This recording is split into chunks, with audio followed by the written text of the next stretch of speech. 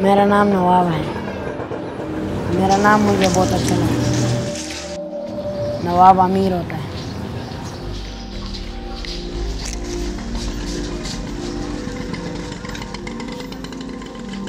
नाम के साथ तो अच्छा नहीं लगता है, मगर क्या करे, मजबूरी है ना। जो नाम माँ बाप ने उस वक्त रख दिया तो फिर हम ये नवाब बनेगा ये अब कुछ।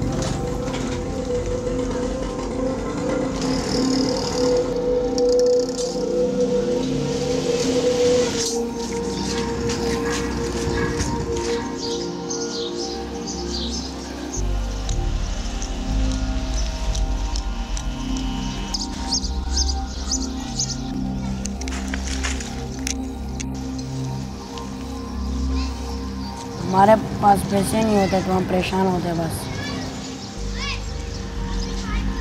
बस ये अल्लाह का मर्जी है। किसी को गरीब रख देते हैं, किसी को अमीर रख देते हैं। ये तो अच्छी बात नहीं है। सारा या अमीर हो या गरीब हो,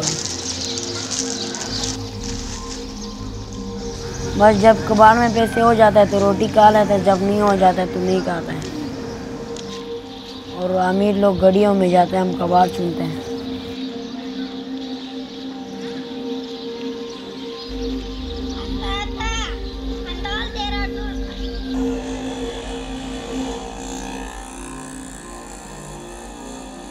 मेरा नाम नवाब है। मेरा नाम मुझे बहुत अच्छा लगता है। नवाब अमीर होता है।